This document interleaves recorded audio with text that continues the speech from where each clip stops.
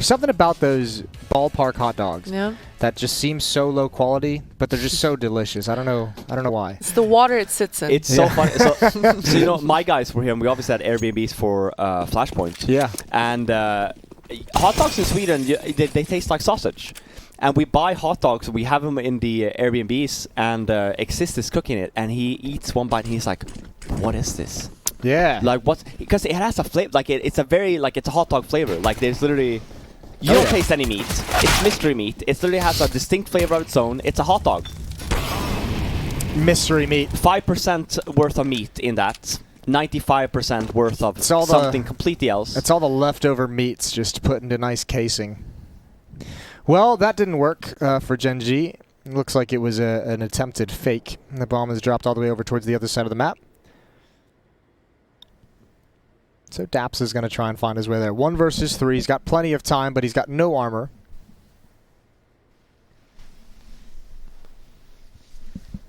He has no armor, but he has a dream and a smoke. A dream. More like a nightmare at this point. Yeah. It might still be a dream. For now. Let's see how that first battle goes. Yeah. He's running out of time. And I mean, I understand why he's clearing everything so cautiously, but there's not exactly a whole lot of time to waste here as he moves into position. A lot of different angles Daps is scared of at the moment, and he doesn't have armor. It's a nightmare. It's a nightmare. Yep, It's it turned into a quickly nightmare. turned in. Yep. Yep. He wants to wake up from that nightmare yesterday. Nice little dirt nap. 1-0 for Cloud9. Good start. 2 kills on Sonic. He had a really nice game the other day. Floppy actually tweeted, we talked him up a lot the other day when they played up against 100 Thieves, and he actually tweeted that was the worst series of his life. A little bit of hyperbole, probably, but he didn't play well. It was rough. Yeah. It was rough. But, you know, 2 kills in the pistol here starting off for him. It's a huge start, huge confidence boost. And Gen.G, they're in a low buy here with just a single flashbang onto Kusta, so... No armor as well, nothing. They're just waiting for that next round to get involved, to get stuck in. So it should be a pretty easy cleanup for the Cloud9 guys. We didn't do predictions. Ruh-roh. Do we want to do predictions? We kind of did, right? Well, you kind of... Me and Christine predicted Cloud9, and you predicted Genji to win 2-0. I feel like there's something But you say messed up going on. 16-3, 16-4? I feel like I'm being misrepresented. I mean, I just...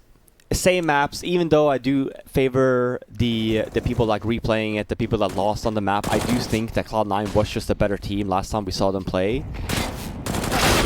So I'm just going to stick with it. I actually do think it might also even be a quick 2-0 eventually. Maybe not quick, but maybe a 2-0. There is a potential. Yeah, I can definitely see that. I'm gonna echo Robin here. I have to. Okay. I mean, just because Genji haven't really, as a fan, you know I'm a fan. Yeah. They haven't convinced me quite yet that they're ready to battle. And Cloud9, they've always been ready, and they've been flirting with being a tier 1 NA squad, you know, and that's what they want to be. So they're hungry for it. They just look hungrier to me than Gen.G do. All right. I'm taking Cloud9 as well. I'm with you guys. We're on the same page this time around, which it's always fun being on the same team. Flashbangs are out. Fast pace up a ramp. Nades do a decent amount of damage, but Gen.G stuck behind the smokes for the moment.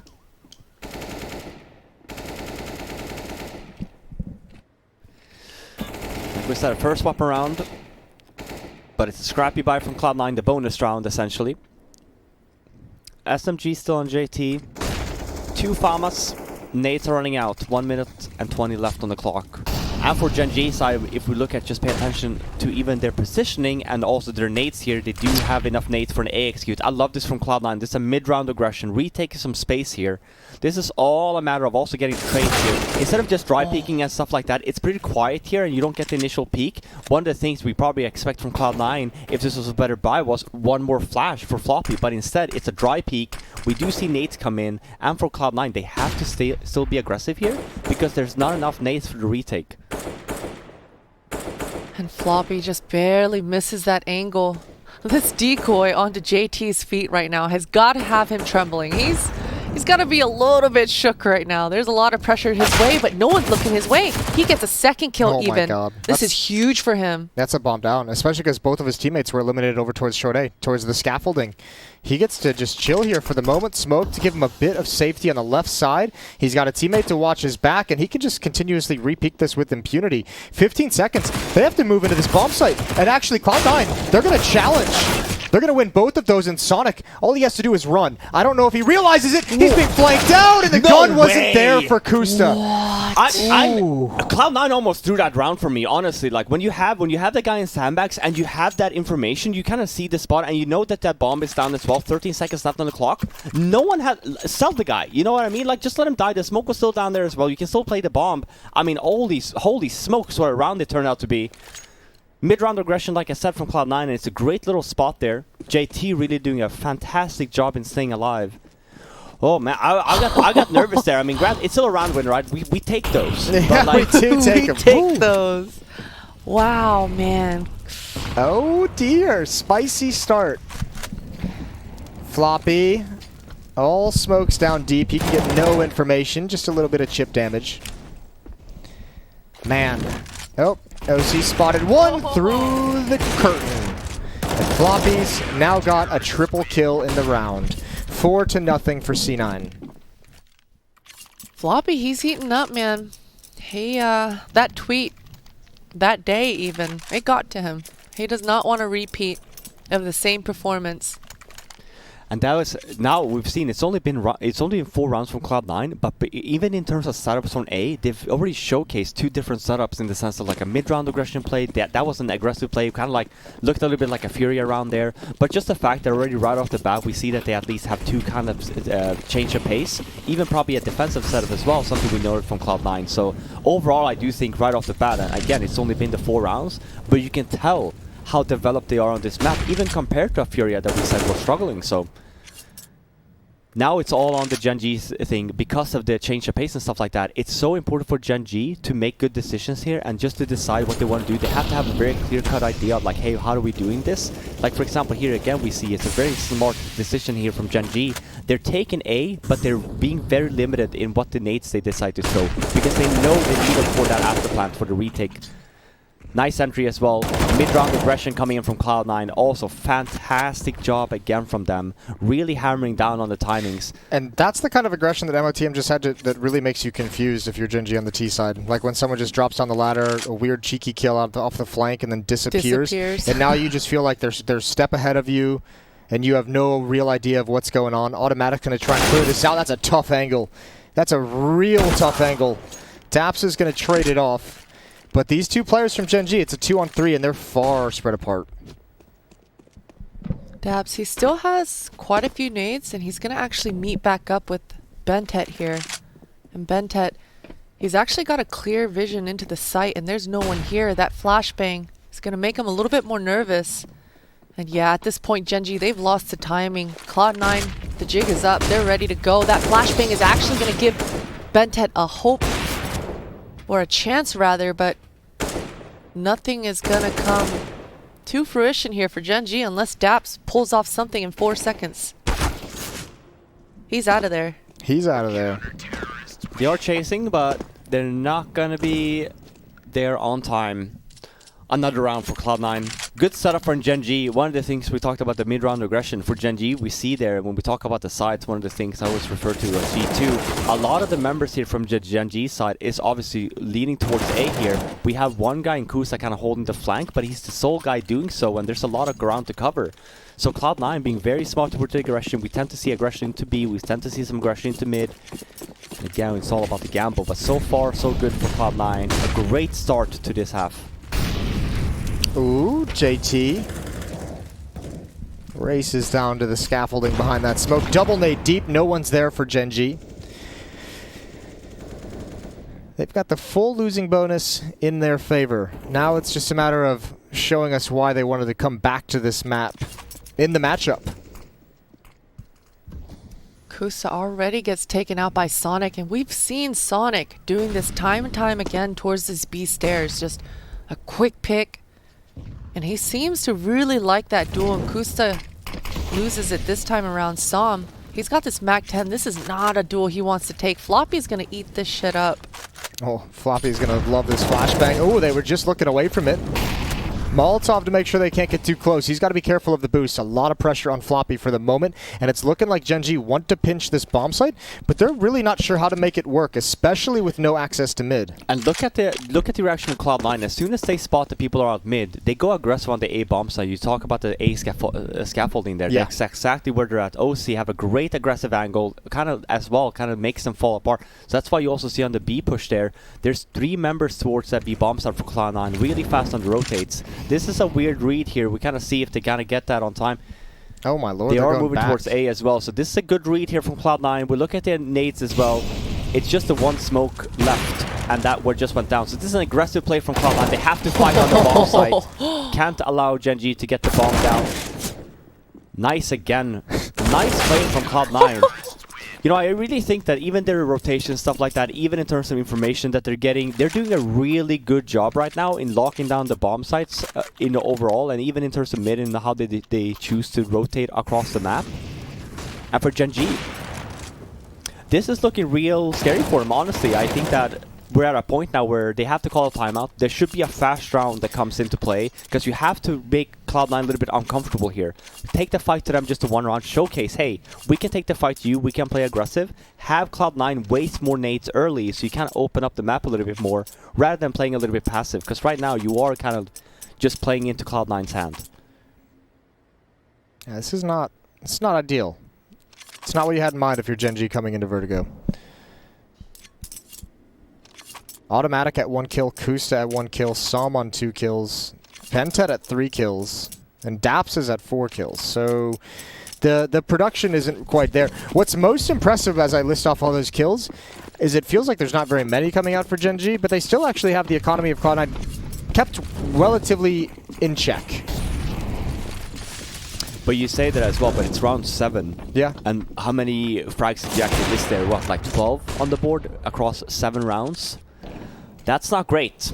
That's not a great average. But you're right though, they have gotten a little bit more payoff the last few rounds, which is why economy for Cloud9's end isn't the best still. This is still an eco low buy from Gen.G. Oh. Main point is getting the bomb down on rounds like these. Oh my lord, But Floppy. man, Floppy is just absolutely out of control. That little one tap, he's on point. Sonic is 10-0. Yeah, he hasn't died yet. He has not died yet. What a god. And as I said here, for Gen.G, it's even about here. If you pay attention as well in the beginning of these rounds, if you just quiet down for just the 5 seconds, if you notice if you're Gen.G right now, if you notice that Cloud9 are actively taking this space, JT, you have a great sponsor. We'll probably see him actively in this A ramp again. When this happens for Gen.G, make the call right off the bat. Take mid control, for example. Have them forced to rotate back. You can still take A late, for example. You don't have to fight her every single time if you don't want to. But it's still an A setup for the Gen.G side. And for Cloud9, this is very common. It's pretty easy for the T's to retake that though. It's just a 1 flashbang, and obviously Cloud9 still has 2 members there. That's okay. A flashbang again. Mid-round aggression again from Cloud9. I love this. Now at least, thankfully this time around, Gen.G does get the trade. So it is a 4v4. It's a pretty defensive smoke, though, and that would actually allow Gen.G to move up closer to the bomb site if they had the courage to do so.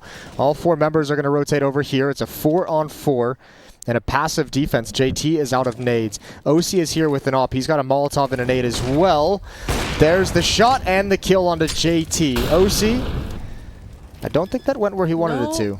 I don't think so. I don't think that went either. well. Oh, okay. Now it's time to save. Now it's time to save. Nah, go back. Get you some.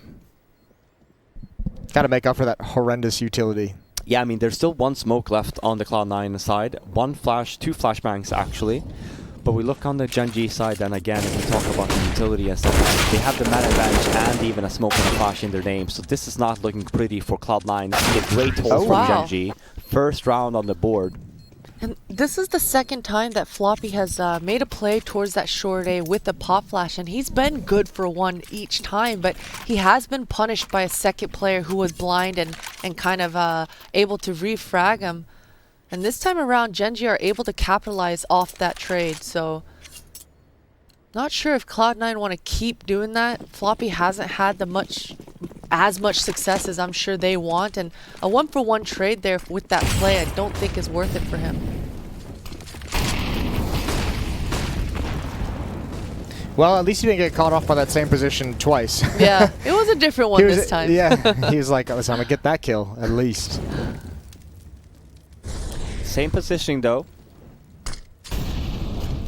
Same opening as well in terms of where we throw the nades and stuff on that T side. It's like a counter.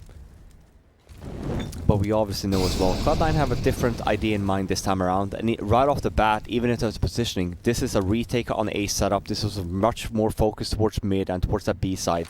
Now they kind of have the read already, they're already making their move on. Now they have an option, they can play retake still, or they kind of push here with the 4-man advantage that they have and kind of like flash in. That's exactly what we're going to see. We talk about mid-round aggression. Same thing here, one expo flash. We're going to see a lot of members here on Cloud9 kind of take this fight here on this A ramp. Positioning wise for Gen.G this time around though was much better. OC, 2 huge pickoffs with this off. He's gonna go third. He tries. The flick is there, and he connects on the second try. Kusta goes down, and he even legs Daps. OC, really nice recovery, but Daps, he heard the flank of MOTM. He's gonna make his way as fast as he can. Oh, he's actually...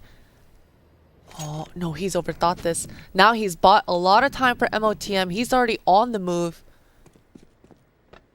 The plant's gonna go down, and Daps has no utility for this retake, and MOTM, he's got every single piece that he wants. Yeah, if Daps doesn't get this kill quick and clean, the Molotov coming in can be huge. Obviously, the smoke and the flashbang can be really painful.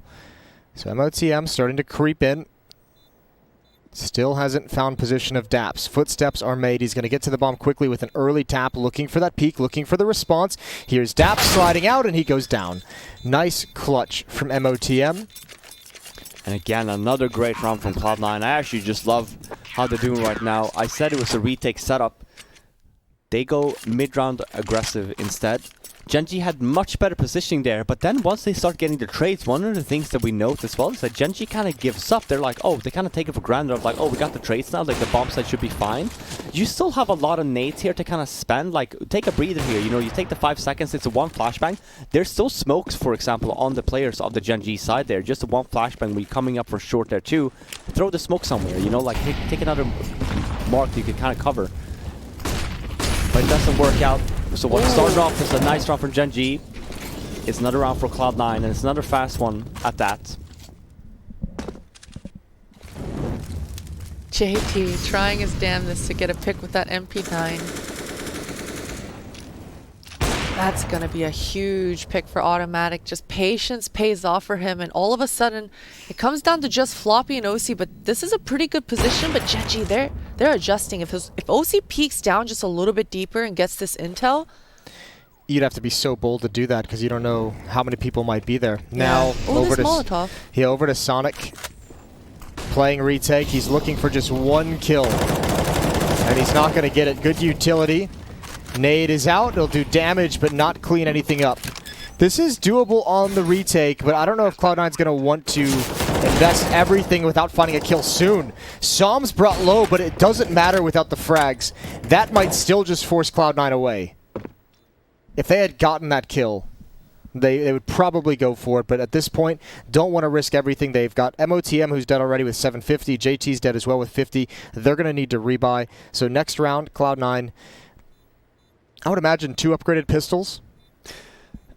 Maybe even a FAMAS drop here from Sonic, depending on what we're going to look like. But you're right. I mean, this is a great call as well from Cloud9 to just save here. You're in the lead. There's no point in just like going for this when you don't really have to, especially when you have the 3 weapons alive. It's just a very difficult round nonetheless for Gen.G for next round, even if it's just the pistols.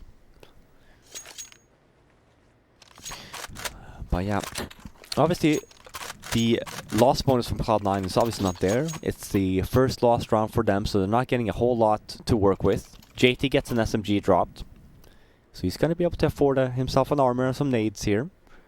So still a very good buy here from Cloud9, but this is the important one. Even if you're Gen.G, this is the make it or break it round for Cloud9 here. You win this round, you put him on an eco, potentially a double eco as well at that. So you would potentially have the option of making it 8-3 and then double eco 8-5, and now all of a sudden we have a game on our hands.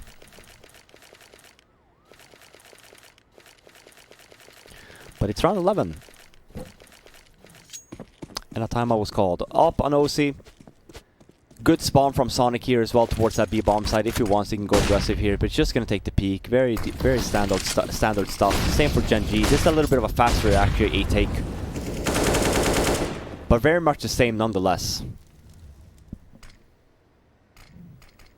Bentet already taking a lot of damage right off the bat. Bogdan Law switches guns with automatic here, so now automatic. It's gonna be moving forward. You know what? I don't think I've ever seen Hansel opping. I'm excited to see this. Yeah, hopefully, you're about to get it now. Yeah. You're about to find out why. Hopefully you won't be. Yeah, right. Now you only have 4 HP. That's how it always works, isn't it? Listen, there's always an internal op ranking, okay? Freiburg is ranked number 7th in our team. Poor Freiburg, man. No, listen, he has his moments, all You're right? like, listen, Freiburg, I don't want you ever picking up an op, even if it's just to save it. Just don't touch the gun. He has his moments, okay? We don't want to shit on him too much. He gets some Here we kills from time go. to time. Only in important situations, though. Oh, he's a god. He's There an we go. opper. Yeah, we see He's an opper. The pride of Asia. He's back. Nice little headshot. Utility into the air. 3 on 3, 30 seconds, and Genji making their move. Oh, MOTM, he might be able to stop that. Indeed, he will. That's a big kill through the smoke, and then Bentet with the AWP. I mean, he might just want to save it. He's got 4 health. Just go tuck yourself into the corner behind sandbags and pray they don't hunt you down. It makes no sense for you not to try and save this, actually, because you have a lot of money on the side as well. 2.9k. Sure, the money bonus is there, but the amount of money that you had basically on your hand, and I don't think they knew that you were behind the sandbags as well. But sure, better play it safe and die before the time than to try and save and die after the time. Nice shot there. Maybe he climbs 1 ranking in the internal ranking there. From 5 to 4. Still a good buy though from the Gen.G side. It's just the Mac 10 on Som, but a lot of utility. Focus on utility. I love this. Daps for me is a very smart in-game leader. With the transition as well, obviously, former energy coach or in-game leader. That team is now currently EG. But I do think he's changed the way he's called a little bit. I think he was very strategical first. A little bit more loose now. Maybe trying to incorporate a little bit of both. And it's definitely good to see, right? I mean, we spoke about it during Flashpoint too, watching this Gen.G squad, and kind of you can see the works that there was progress to be made, but it was a little slow. And so seeing a loose freestyle, it's nice to see, but man, Floppy, he's farming towards this A, short A. We saw him and OC just handling business towards this A all half long, and once again, it's just they've fallen flat. Gen.G have not been able to take care of Floppy. And this is what I was talking about, the whole thing of like Cloud9 being so fluid, and in terms of even with their calling of like the mid-round aggression, Gen.G makes this decision, they're gonna run through this smoke. And they do that because they are pretty much aware that once this smoke fades for Cloud9, they will probably push at us instead. So instead of just waiting, having good positions, they decide to just run through the smoke instead. You can kind of come to, like for me at least, very apparent now that we're running out of options for the Gen.G side. Yeah. Now they're just trying to do something unorthodox, like trying to catch Cloud9 off guard, because the way they've been doing right now currently has not really been working out for them. Well, that's a good kill. OC's all alone. He gets 1 more as the smoke plumes. He's got support from helps him as JT. well. And even though they've broken into the bomb site, the bomb's down in mid. You can't even get the plant off. So that sucks. That's unfortunate.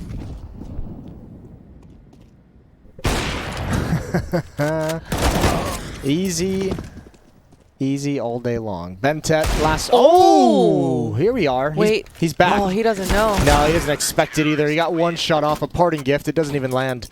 11-2 in the favor of Cloud9. And that was one of the closest rounds we've seen, and that was an eco round. With a couple Glocks, a couple Deagles.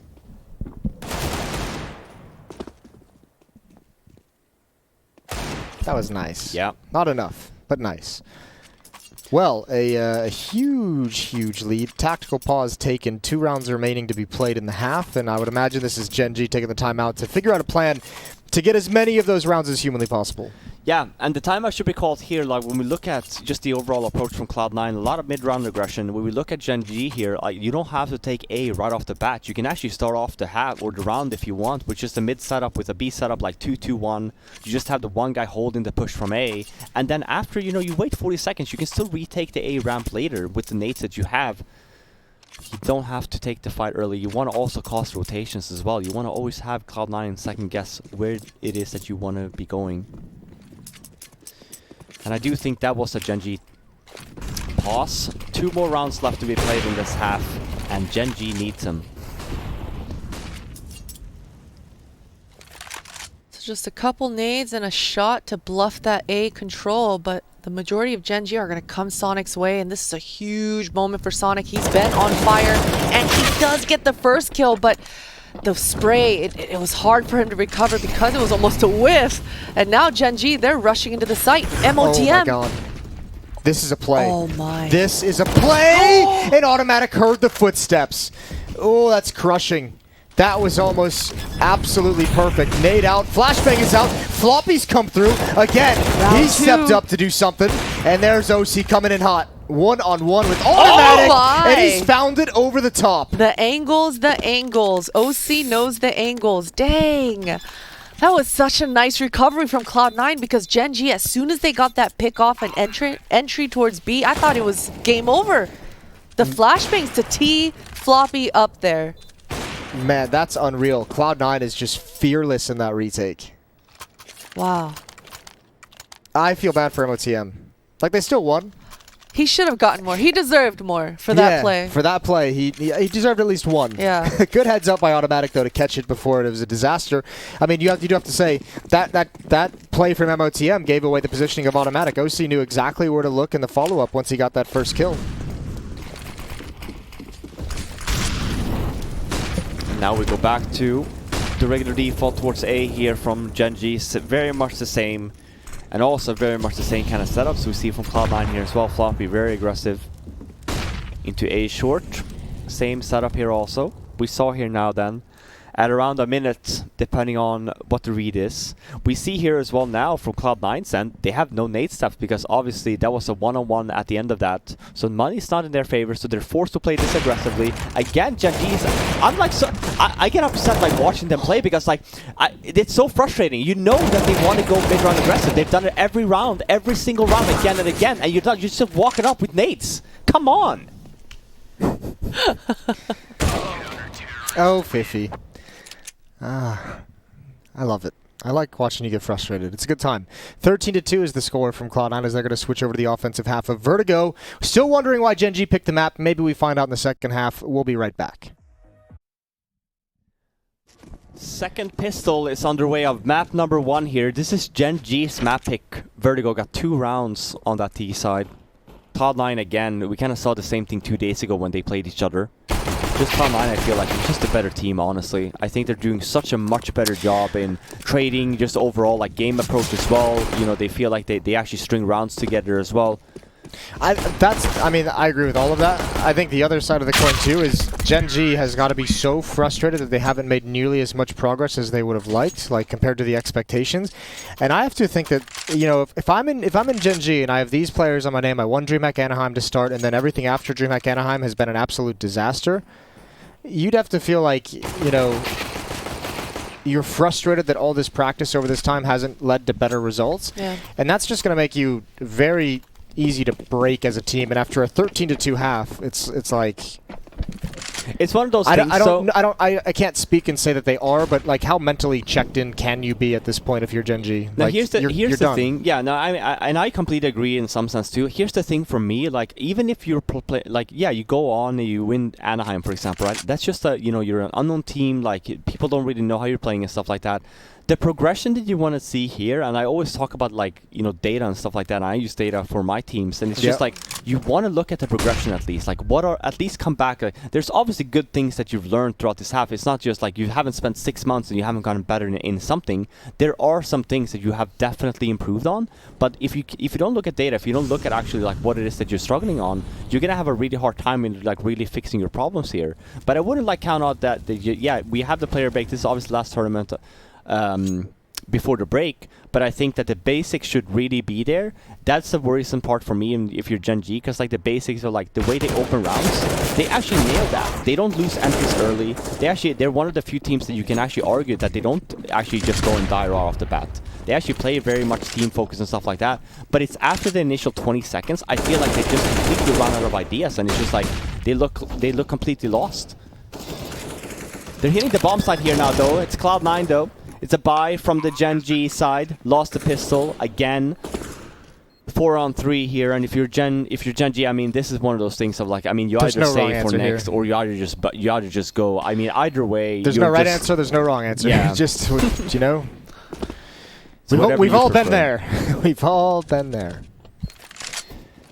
And I think I mean, I don't know. I guess you do kind of have to go for it, but the chance of winning is minimal. JT's going to clean up the final 3, and it's a 15-2 lead for Cloud9. Holy moly. We might have the fastest game of the week so far from us, at least. I think the closest one we've had was 16-4. Yeah. Or something. That was yesterday. We had a best of 3 series. It took us an hour and a half. If this continues, this game will break that record. But it's 15-2. And it's 13 map points for Cloud9 with a really strong buy here. And then we compare that to the Gen.G side. 3 SMGs, a pistol, and a scout. It's rounds like these that you just tend to win. Usually, yeah, it's like rounds like that. You kind of throw them a little bit. You're a little bit more spread out.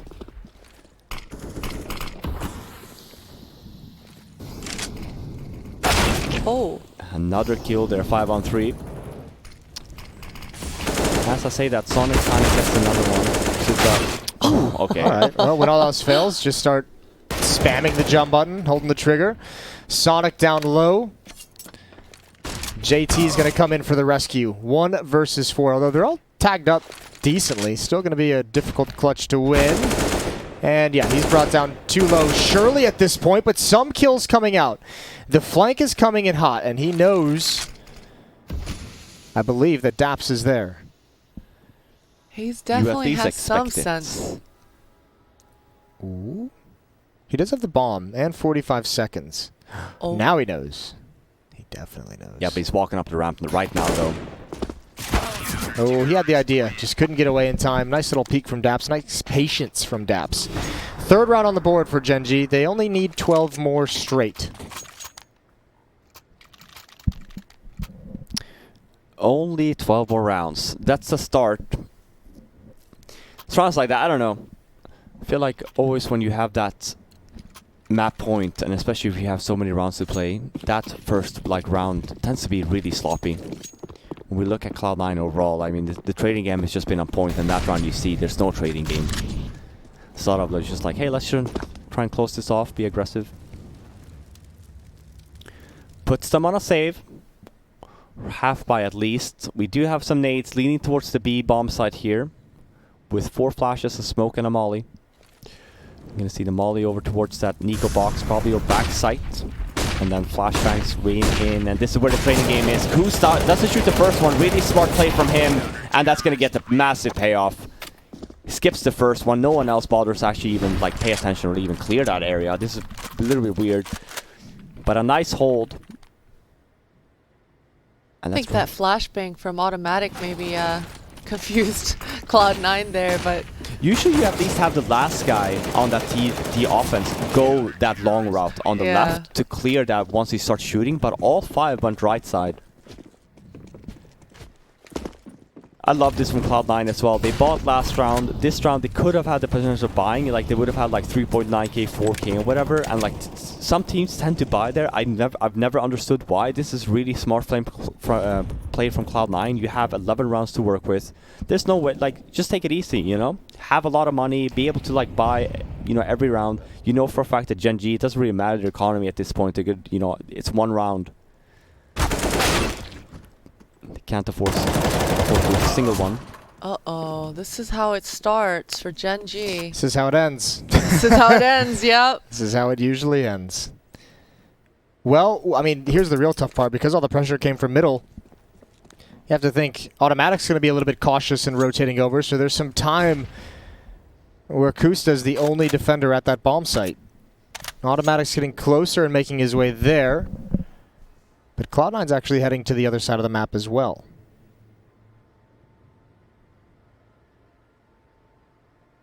And it's all really going to come down to timings, because as you mentioned, Automatic just left Som here all alone. But Som, he's got a deep angle. And a hard to clear, like hard to get this kill angle. Like So he'll be able to get safe as soon as he sees. And yeah, there it is. You can see Automatic on the minimap rotating over. Even Kusta backing off a little bit more Cloud9. and shifting. Oh, dear, this is a call and a half. I love this. Yeah, but there's 20 seconds. At a certain point, they're going to have to start running, or else, you know, alarm bell is going to be ringing for Gen.G. And just now, 15 seconds on the clock. They might be able to do this. Kusta's out of position, and if he's exposed as he tries to get back to the bomb site, he could make himself available for a kill. Bomb being planted. It's stuck. It's in time as well, but Kusta is going to get all three. Good hold from Kusta. Nice plant, though, nonetheless.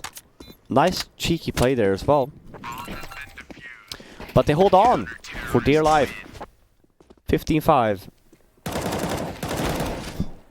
Definitely a good recovery from Kusta to get these kills off, because, man, the cheeky moves from Cloud9, the good comms, it's getting them that plant. And I guess, I mean, they're definitely happy with that at least.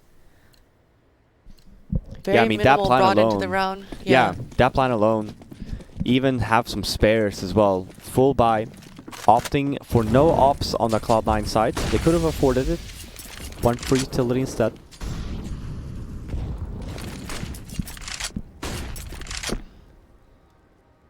And it's a mid default here. One holding B. One was holding A, but he's going back. And usually when you get mid like this, you do tend to fall back and go towards that B bomb side later. Trying to sandwich the guy that's holding that.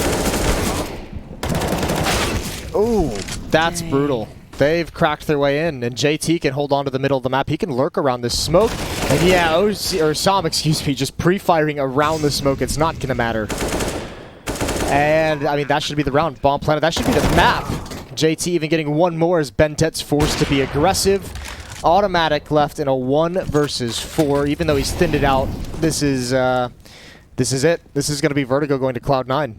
Man, Oh, Cloud9. dear.